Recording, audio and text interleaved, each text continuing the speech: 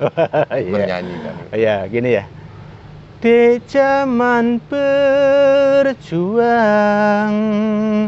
jur kelingan anak lanang, biyen tak openi ning saiki ono ngendi.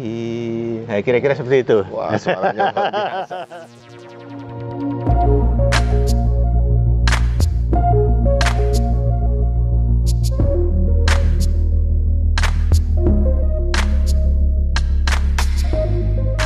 Assalamualaikum warahmatullahi wabarakatuh. Kembali lagi di YouTube channel PPSU Manado Selatan. Pada sore hari ini kita akan ngobrol santai bersama narasumber yang sudah ada di samping kanan saya. Siapa sih narasumber yang sudah ada di samping saya? Pantengin terus di YouTube channel PPSU Manado Selatan. Baik, Assalamualaikum warahmatullahi wabarakatuh. Perkenalkan, nama saya Sadi, asal dari pesisir selatan, yaitu dari Cilacap. Saya ke Jakarta dari tahun 1984. Oke guys, alhamdulillah narasumber yang sudah ada di samping saya tadi sudah menjelaskan siapa sih namanya, dan alhamdulillah beliau dalam keadaan sehat walafiat. Assalamualaikum Pak Sadi. Waalaikumsalam warahmatullahi wabarakatuh. Sehat Pak Sadi? Alhamdulillah sehat. Pak Sadi, ya. mau ngobrol-ngobrol santai ya? Boleh, silakan. Mohon maaf, saya sudah mencuri waktunya hadir di tempat yang sederhana ini. Ya alhamdulillah, kami sudah berjalan hampir 2 bulan membuat program seperti ini Pak Sadi. Iya. Jadi saya mau bertanya-tanya nih sama Pak Sadi mengenai jenjang karir Pak Sadi kan gitu ya. Jadi saya mau nanya mengenai Pak Sadi itu dulu itu asalnya dari mana kan gitu, bisa sampai saat ini kan gitu. Oh, ya mungkin Pak Sadi bisa menjelaskan kepada saya atau penggemar setianya PPSU Manado Selatan. Baik, boleh, bisa dimulai? Boleh, siapa? Kita santai aja ya. Iya, ya, santai. Sesuai dengan materi, dengan sesuai dengan Ngobrol santai pada hari ini. Jadi begini, sudah saya sampaikan tadi bahwa namanya saya Sadi, asal dari Cilacap. Jadi sebelum saya jadi PNS, saya itu 4 tahun loh jadi cleaning service. Oh, berarti asal-usulnya itu Iya. Pak Sadi dari cleaning service? Cleaning service, tugasnya di wali kota. Nah, kemudian ada kesempatan formasi pegawai, saya coba untuk ikut tes seleksi. Alhamdulillah di tahun 1989 saya diangkat jadi CPNS dengan pangkat golongan 1. Golongan 1. Golongan Golongan 1 1. itu modelnya seperti apa? Golongan 1 itu ya kalau istilahnya itu golongan yang paling rendah lah. Oh, golongan yang paling rendah. Karena saya waktu itu menggunakan ijazah SD. Oh. Itu. Tapi dari situ saya tidak berkecil hati, karena saya berangkat dari yang terendah. Saya berusaha untuk meningkatkan karir, jadi saya sekolah. Jadi di sisi lain teman-teman kalau sore pulang ke rumah, kalau saya ke bangku sekolah. Oh, lanjut sekolah gitu. Lanjut ya? sekolah malam. Gitu, ikut SMP 3 tahun sekolah malam, lanjut ke SMA yang sekarang dikenal dengan paket C. Itu saya jalanin semua dari SMP, SMA saya jalanin. Kemudian saya masih belum puas, akhirnya saya kuliah. Berarti sekarang Bapak udah ada gelar ya? Ya, jadi kuliah selama 4 tahun di salah satu perguruan swasta.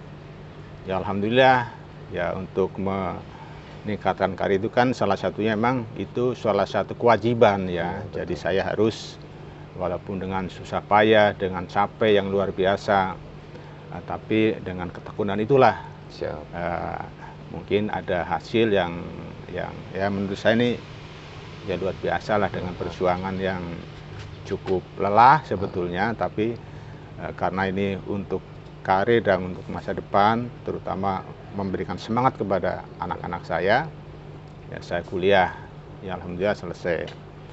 Kemudian belum cukup sampai di situ, karena untuk meningkatkan atau untuk merubah golongan itu kita harus mengikuti seleksi lagi. Oh, jadi panjang prosesnya, Panjang Pak, ya? prosesnya itu belum selesai, itu masih ada yang namanya ujian peningkatan ijazah, PI namanya.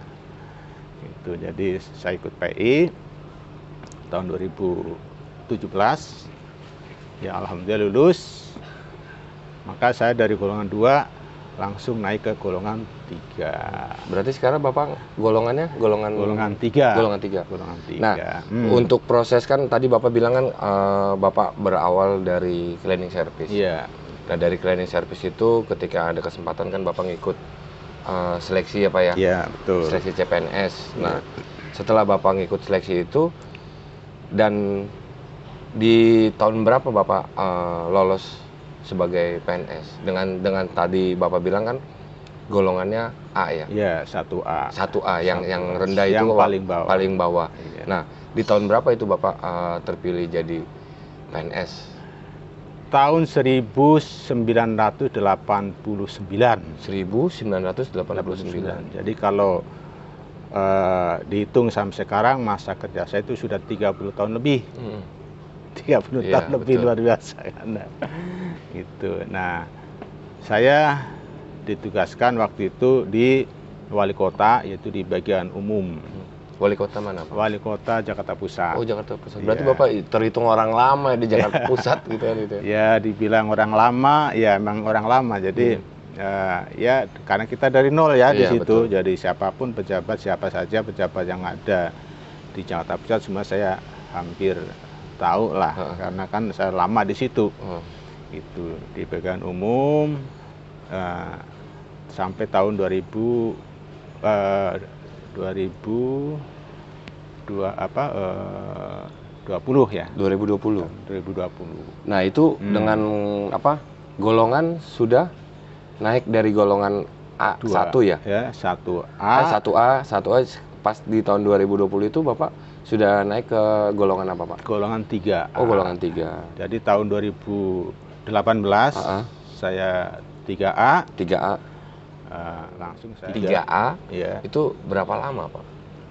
Aduh, kalau hitungan lama ya cukup lama ya, karena dari golongan 2 ke golongan 3 itu perlu waktu ya.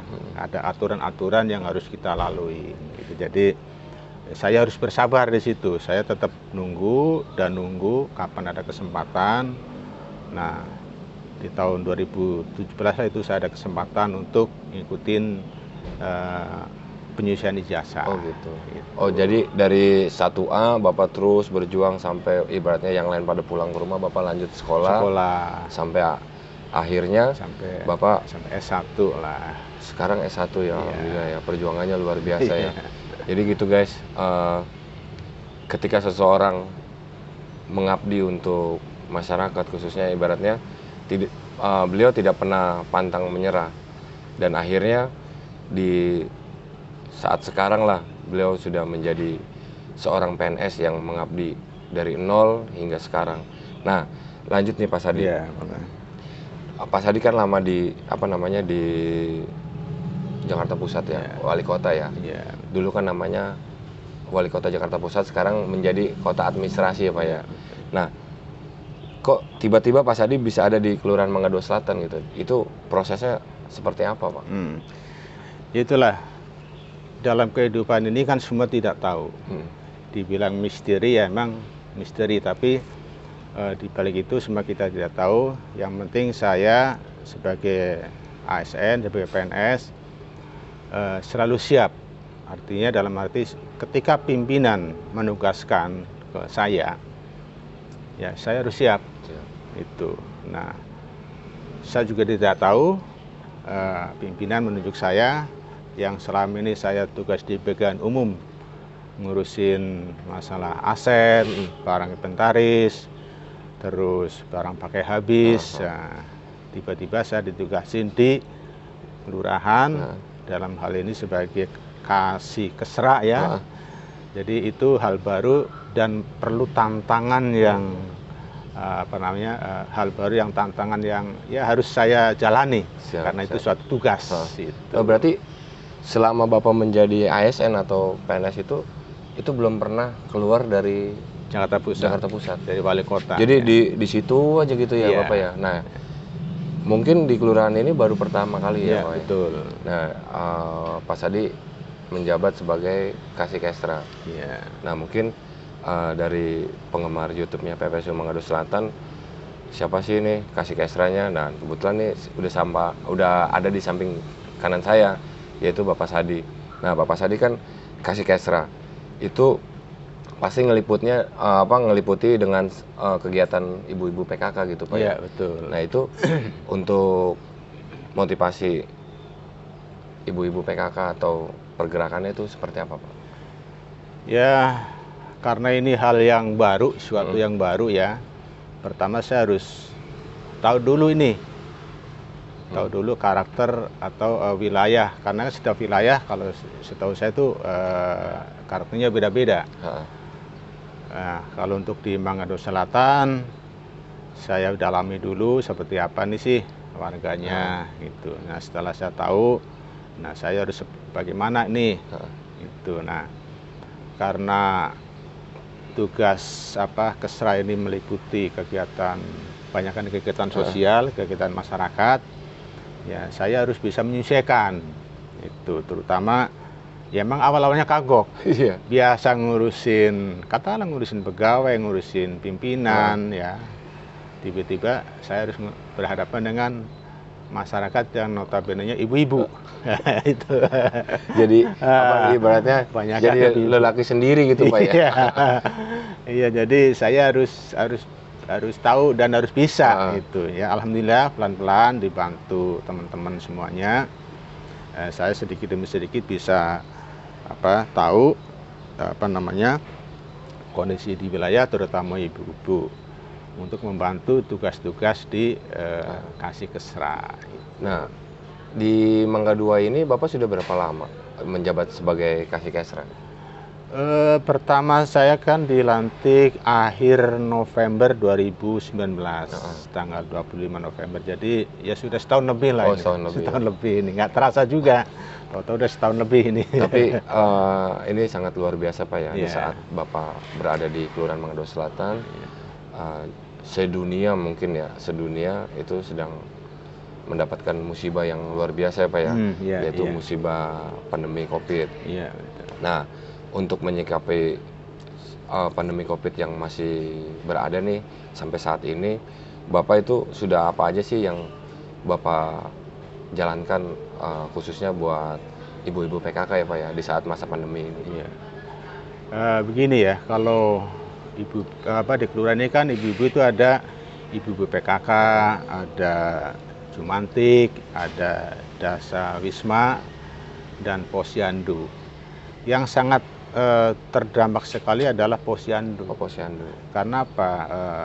Sebelum ada pandemi, jajaran kelurahan itu setiap hari itu berkeliling di di wilayah, setiap RW mengadakan penimbangan, penambahan makanan, tambahan untuk balita. Nah, ketika terjadi wabah COVID ini, semua itu terhenti. Untuk menyikapi itu dengan cara-cara yang tetap kita laksanakan, yaitu door to door, tapi juga dengan prokes yang sangat ketat. Karena jangan sampai balita yang ada di wilayah, khususnya di Manado Selatan ini, terdampak benar dengan kejadian ini. Ya, itu salah satunya. Terus yang kedua, kita manfaatkan potensi yang ada, yaitu Jumantik, ibu-ibu Jumantik. Jumantik juga itu pekerjaan yang mulia, karena dia setiap hari Jumat keliling ke rumah, ke warga-warga untuk melihat sejauh mana sih keadaan rumah bersih atau tidak. Karena jangan kita lihat hanya COVID-nya saja, karena Jumantik juga apa namanya meliputi untuk Demam mengurangi berdarah ya? demam berdarah. Benar. Ya, jangan sampai nanti Jadi kita fokus sama COVID, tapi COVID, penyakit taunya, yang apa ibaratnya yang udah berbahaya juga ditinggalkan berbahaya gitu juga ya. terlupakan. Jadi saya Benar. selalu ingatkan juga kepada ibu-ibu, karena namanya penyakit itu kan kita tidak tahu. Betul. Ya, jadi itulah ibu-ibu Jumantik. Jadi ya, terbantu sekali dengan adanya ibu-ibu Jumantik itu, dengan kerja yang ikhlas, kerja yang apa namanya dengan kesadaran yang tinggi. Betul. Bisa melaksanakan, dan alhamdulillah sampai saat ini di Kelurahan Mangga II Selatan tidak ada yang terjangkit wabah demam berdarah. Alhamdulillah Pak ya. Ya. Kalau yang COVID sih emang semua itu berdampak betul. gitu. Jadi dengan adanya wabah ini kita tidak boleh melupakan tugas yang sudah pernah kita jalankan, yaitu pengecekan 3M ya Pak ya. Ya, Dulu kan namanya betul. 3M, menguras, mencuci, sama apa mengubur barang-barang bekas yang sudah tidak kepakai. Tapi dengan adanya Pak Sadi di Kelurahan Mangga II Selatan, ya alhamdulillah ibaratnya ibu-ibu PKK masih bisa bersinergi untuk menjalankan tugas pokoknya supaya Mangga II Selatan itu jauh dari penyakit demam berdarah. Di samping itu dengan adanya apa namanya COVID-19, yang penting kita tetap menjalankan secara broadcast ya Pak ya. Betul. Nah Pak Sadi, mungkin ada suka dukanya nggak Pak selama Bapak berada di Mangga II Selatan? Kalau namanya tugas dimanapun suka duka itu pasti ada. Ya.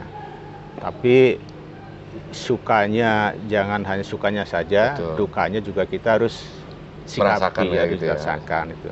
Karena awal dari duka itulah menjadi apa namanya suka. Gitu.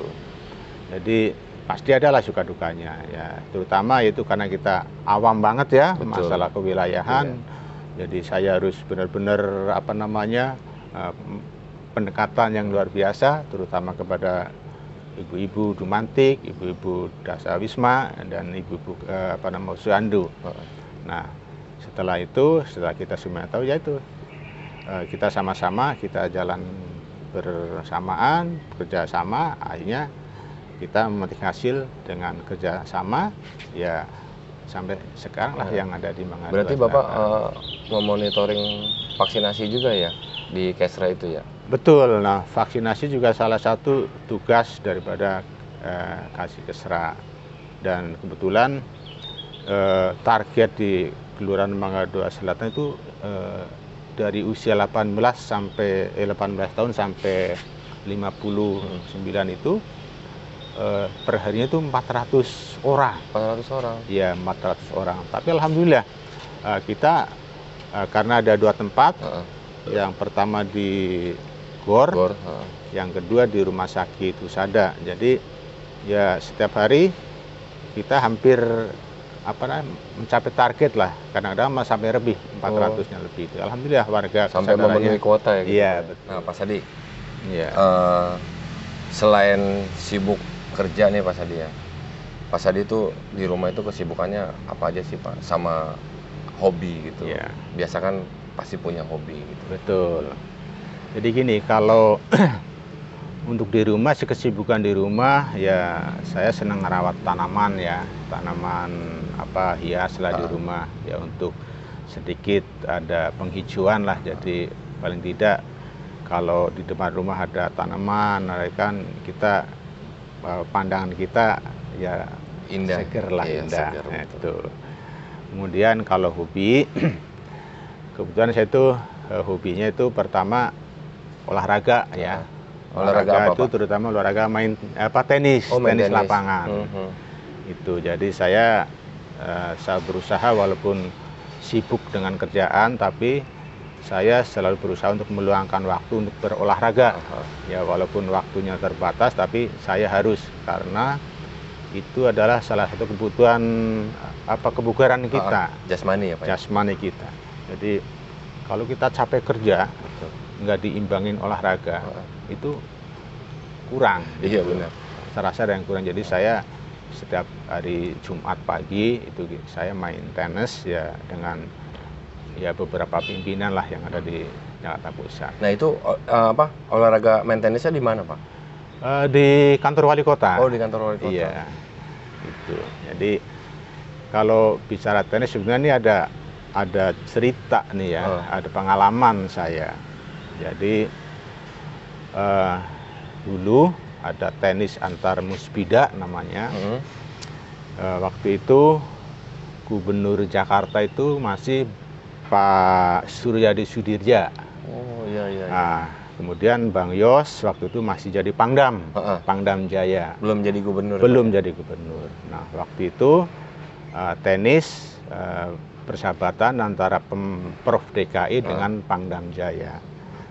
Nah, pada waktu itu tidak ada yang mau jadi wasit. Nggak ada yang mau jadi wasit karena yang akan main itu Bang Yos akan berhadapan dengan Bang Suryadi Sudirja itu. Pangdam berhadapan dengan gubernur gitu ya? Gubernur ya. Itu nggak ada yang mau jadi wasit. Semua pada lari, nggak tahu itu kenapa. Nah tiba-tiba saya ditunjuk untuk memimpin pertandingan itu, jadi wasit lah gitu.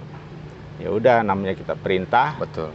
Ya saya harus siap gitu. Jadi disitulah saya sampai mungkin seumur hidup saya akan teringat terus itu bahwa saya pernah mimpin pertandingan tenis antar Gubernur Jakarta lawan Pangdam Jaya. Waktu itu Bang Yos.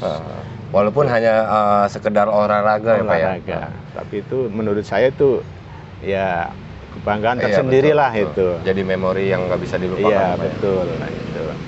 Nah, terus yang kedua di samping olahraga saya memang hobi nyanyi. Tapi nyanyi ya nyanyi daerah lah, campur sari lah gitu kira-kira.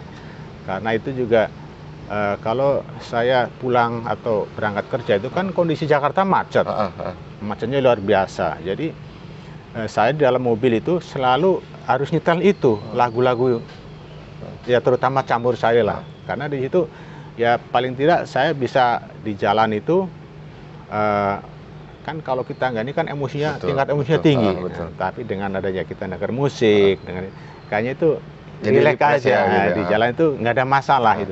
Mau macet kayak apa itu kita santai aja. Nah, Pak Sadi kan tadi hobi olahraganya main tenis. Iya. Terus juga ada hobi nyanyi. Iya. Ya mungkin ada lagu kenangan nggak Pak? Selama Bapak dari nol sampai Bapak sekarang sudah menjadi kasih kesra. Ya mungkin adalah Pak sebait dua bait. Iya, ibaratnya ada satu nih, ini lagu yang nggak bisa gue lupain nih Ang. Ini lagu memori gue nih kan. Kalau tadi kan Bapak bilang ada satu momen yang nggak bisa dilupakan ketika Bapak memimpin pertandingan antara Gubernur Bapak Suryadi Sudirja sama Bapak Sutioso pada saat menjadi Pangdam kan. Nah mungkin ada satu lagu yang bisa atau Bapak nggak terlupakan nggak? Mungkin bisa Bapak ini di YouTube-nya. Ya betul, lagu itu ada namanya judulnya Caping Gunung ya. Caping Gunung itu caping itu kan tutup kepala. Kalau istilah di bahasa Jawanya itu ya yang buat tani gitu ya, kayak model-model buat tani. Jadi emang saya asalnya dari petani, makanya itu lagu itu sampai sekarang ya apa namanya? Ya itu memang lagu favorit saya lah gitu, Caping Gunung gitu. Boleh dicoba Pak, sebait dua bait. Iya, pengen tahu suaranya. Gitu, ya? Barangkali kan penggemar YouTube-nya PPSU Manggado Selatan ini bisa lihat, wah ternyata saya bisa mendatangkan atau ngobrol santai dengan Pak Sadi yang punya talenta bernyanyi kan. Iya, gini ya. Di zaman berjuang, jur kelingan anak lanang biyen tak openi ning saiki ono ngendi. Nah, kira-kira seperti itu. Wah, suaranya luar biasa. Suaranya mirip-mirip mirip-mirip almarhum Didi Kempot. Nah, dari kalimat yang tadi Bapak sairkan gitu, itu artinya apa? Hidup ini adalah berjuang. Jadi di zaman berjuang itu ketika saya datang ke Jakarta itu kan juga suatu perjuangan. Betul. Jadi berjuang itu kan ya perlu pengorbanan lah, baik itu waktu maupun apa namanya, Segalanya lah, Pak. segalanya lah. Jadi itulah kenapa saya senang lagu itu, karena itu mungkin ya perjalanan saya seperti itu. Jadi berjuang dari nol, berjuang terus, berjuang dan berjuang. Gitu. Siapa? Itu. Alhamdulillah, ibaratnya saya mendapatkan ilmu yang bermanfaat buat saya, khususnya buat teman-teman PPSU yang ada di Jakarta. Jadi dengan obrolan santai ini saya mendapatkan motivasi yang sangat luar biasa dari Bapak Sadi. Ya, jadi gitu guys. Ibaratnya berjuang itu jangan pernah mengenal lelah. Berjuang itu jangan pernah takut yang namanya ombak. Buktinya narasumber yang ada di samping kanan saya itu berjuang tidak pernah melihat waktu, berjuang tidak pernah takut dengan segala-galanya, dan alhamdulillah beliau sudah menjadi ASN yang sekarang berada di Kelurahan Manado Selatan. Pak Sadi, mohon maaf atas waktunya kami PPSU Manado Selatan dan juga berbagi ilmu. Jadi gitu guys, mohon maaf bila ada kata-kata yang kurang berkenan. Saya masih banyak belajar untuk membuat konten-konten yang positif untuk masyarakat, khususnya Manado Selatan. Jadi itu aja, pantengin terus di YouTube channelnya. Jangan lupa subscribe, like, komen, dan share. Kalau ada kata-kata yang membuat motivasi, tinggal komen di kolom komentarnya YouTube ini. Jadi gitu aja. Assalamualaikum warahmatullahi wabarakatuh. Waalaikumsalam warahmatullahi wabarakatuh.